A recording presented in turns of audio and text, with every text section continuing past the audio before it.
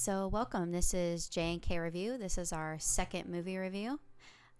We are reviewing Dark Waters. It was directed by Todd Haynes and it was produced by Mark Ruffalo and also stars Mark Ruffalo along with Anne Hathaway, Tim Robbins, Bill Pullman, and many others. This film is based off of true events that did take place and are, I guess, still taking place. Okay, so first off, as far as the plot goes in the story, you've got a lawyer that just made a partner. And he grew up in a town of West Virginia. His grandmother's still there, and his grandmother recommended him to this farmer there that has had these cows that have been dying mysteriously. And so the lawyer comes to his new firm and almost kind of embarrasses him, right? Yeah, kind I of would like say. kind of like really embarrasses him. He's trying to get him out. He's like, just kind of, he's acting like he's a little bit above that at that point. But anyway, he goes in, he starts diving into it, and he goes and checks out the farm. He starts checking out things. He gets all kinds of paperwork, and he kind of dives into it, and he brings his firm on.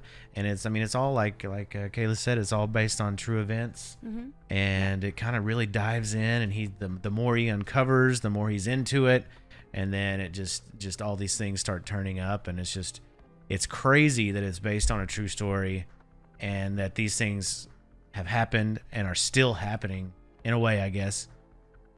It's just wild that this was allowed to happen for so long. It was It's years just crazy. before they were even able to really talk about it publicly. So, I mean, there is a documentary about this out that I had seen, and the only reason why I had seen it is because my dad and my stepmom were like, hey, have you seen this documentary? And I said no.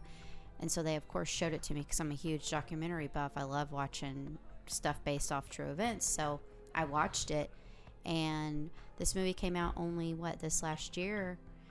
And it wasn't very highly publicized. I didn't even know that it existed until we were looking at stuff to watch because as everyone knows, everyone's kind of stuck at home right now, social distancing and everything. So Gosh, damn it. we started looking at, what. Oh, yeah. Social distancing. It's really, like we're at home, we're with our son, and we're, wanting to do more movie reviews. So we started looking, and we were like, oh, what's this about? And I looked up the trailer, and, whenever I see Mark Ruffalo and Tim Robbins starring in a film, I can't help but go, okay, at some point I've got to watch that. Yeah. So once I realized what it was, and I was like, oh my God, it's this documentary that I watched. It's really cool that they made a film about it. Like, it's awesome that Mark Ruffalo produced it and he had a hand in making that happen. And I appreciate that because it's important that people not only see this film but understand what this film is. It's just corporate greed at its finest is what it is. It really is. It's real life. It's real life. I'm so used to seeing Mark Ruffalo in and I will get into this here in a little bit, but just the Hulk. I mean, I haven't seen him as anything else other than the Hulk really since the Avengers and things have started coming out. So to see him in a role and do what he did, but we'll dive into that later. We'll get on to the next section. The whole setting is in West Virginia. It's about DuPont. Mm-hmm. They made all kinds of different products. The whole thing behind the movie is Teflon. Yeah. And so Teflon was just like, through my childhood, Teflon, I used to watch stuff on TV like, it's got Teflon, it's non-stick. Look how awesome this pan is. They make an omelet and it's like, hey, that's cool. I want one of those. I think my grandmother had stuff like that. Yeah. I'm sure she did. I'm sure a lot of people did. And so it just really hits home that like, oh my God, this is a real thing. This is what was going on, and nobody knew. No one knew for a very long time what was going on. The film jumps around a lot, but it does a great job of never making you feel like, okay, what's happening? Like, you kind of get a sense of when there's a wait or when there's, especially when it gets later on into the film, you're just waiting for more information to come, and they make sure that they stick to the truth as far as how long it took for things to really come to light and for, justice to pursue. And they take their time. They really do. There's a big gap in between when the investigation starts and when they actually start to make some headway. And even once they make headway, there's a push. It takes years. It takes a very long Oh, time. God, I can't believe how long it took. It's a long time.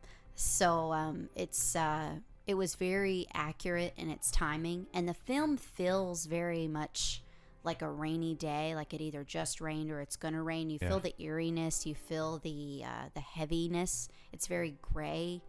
There's only a couple of moments of light in the film where, like, there's one part with his grandmother where she calls her Grammar or Grammars, something like that. Yeah, Grammars. Yeah, Grammars. He calls her Grammars.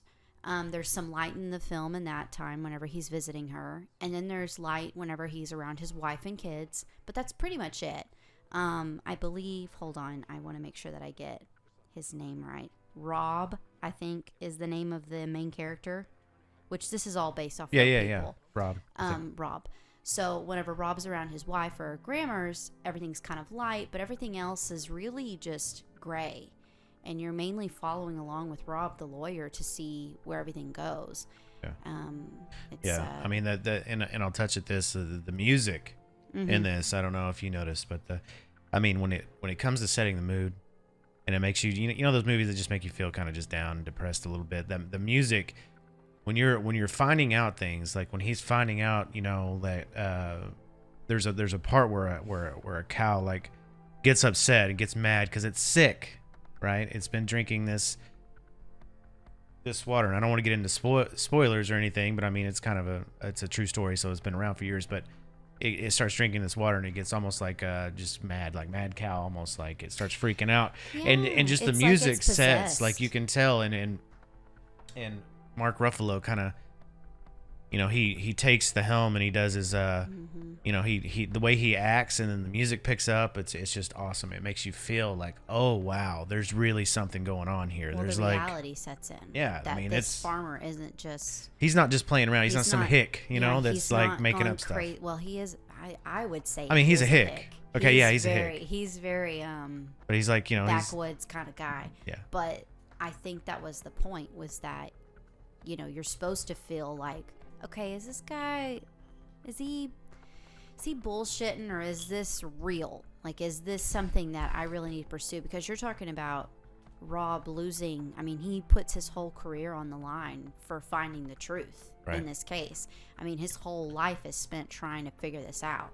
Right. So yeah, it's pretty significant for someone to ask a total stranger to do that. Yeah. And I think when that scene happens where he's trying to explain, look, I'm just trying to help you, and then it turns into, that's kind of like one of the turning points of the film. I would say that. And when he really starts to look through the case filings, which there are a lot that he has to look through. I'm not going to get into details of that scene, but there's a lot that he has to look through. And there is a moment where he's realizing that things have happened in a certain order, and he starts to put them all together. And when that moment happens, it gets very eerie. The music gets very eerie, and it's silent. It's a silent moment. He's by himself. There's no conversation to be had. It's just all happening in his mind, and you can just feel it happening. They did an amazing job editing this film. Yeah, editing. That's good because I got my notes here. So editing, there was this really awesome part where he has to his wife starts to lose her mind. She's pregnant. She doesn't understand what's going on. She doesn't understand why he's jeopardizing his new position, his partnership with this new firm.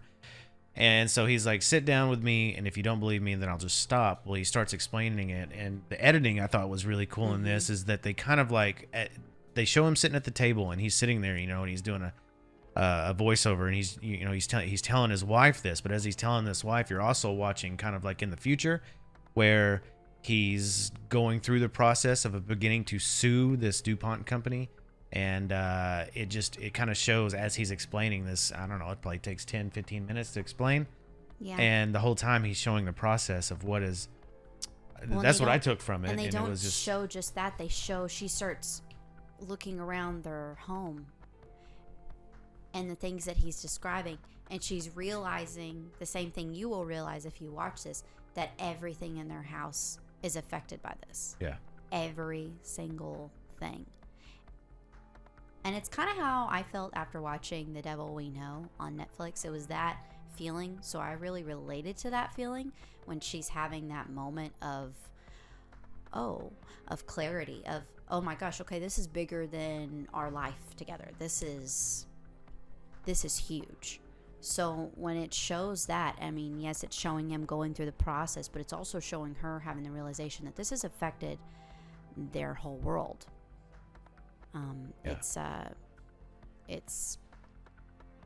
You won't forget seeing something like that, or having that realization that it's literally like there's nothing you can do. Like to I mean, help yourself. You know, it is what it is. You already have it, and that's just what it is. Like I mean, that's kind of what the movie tells you is like everybody has it. You know, that's non-spoilers about what happens at the end of the movie. It just basically at one point we all used Teflon at some point, and guess what? Our parents did, and guess what? So now we all have that in our blood, some way, shape, or form.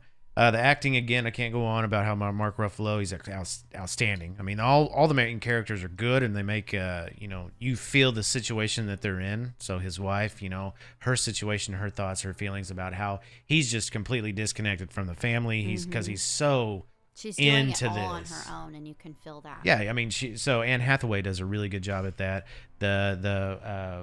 Just all the main actors did really good. Yeah, I mean, every person that they showed in the film felt like they were needed. They felt like they were relevant to what was happening. You know how sometimes side characters or, subplot characters don't feel like they have no relevance to what's going on. Every single character, you could feel that it was affecting them. The plot of the movie, the plot of what was happening was affecting them, and not just in a small way, but their whole world was turned upside down by this, and you felt that. It never felt like someone didn't belong. The only characters that I felt were maybe felt like they weren't really aware of the situation were the kids, but of course they're going to feel not relevant because they're probably not going to be told what's going on anyway. So even the farmers' daughters, they didn't really know what was going on. There were scenes where he was telling them to do stuff and the daughters were confused. And it's the same with Rob's kids, his boys. They really don't know why their dad's so disconnected. They know that he is, and they know that there's a problem, but they're not sure what. Okay, let's get to the overall, right? What do you think? What do you think? Recommend it? Oh, yeah. I recommend that you buy and you own this film. Not only that, but go and watch The Devil We Know, or The Devil You Know, on Netflix. This is also based off the New York article, The Lawyer That Became DuPont's Worst Nightmare. It was a New York article. I didn't know that until the very first part of the movie, which it tells you that. Yeah. And so... another small tidbit. They used real people from this town in the film. Yeah. And one of the most notable... Well, and the lawyers in there, too. Yeah, and the lawyers are in there, too. They used Bucky in the film. And Bucky was one of the kids that were kind of like the poster child for what happened to this town and the people in the town. So I thought that was really cool. And they do show you bits and pieces of the film where they put people in. But most notably was Bucky, because I had seen the documentary before seeing the film. And so... I knew right away, oh my gosh, that's Bucky.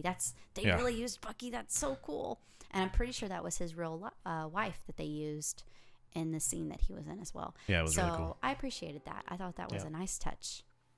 Yep. So this is a great movie. You need to see it. Get your hands on it however you can. We rented it. It's amazing what they did.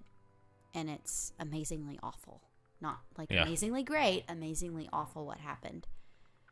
And what was allowed to happen. All right, folks. Well, that was the review of Dark Waters. I hope you enjoyed it. We sure have fun doing this. Yeah. We need to do it a lot more often, but having a small child just hinders that in a way. So, anyway, if you liked it, please, of course, give us a like, subscribe to the channel, come back, visit us, leave a comment. Let us know what we need to do better. Let us know what we're doing right. Either way, we appreciate you all just stopping to watch for a minute. All right. We'll see you in the next one. Appreciate it.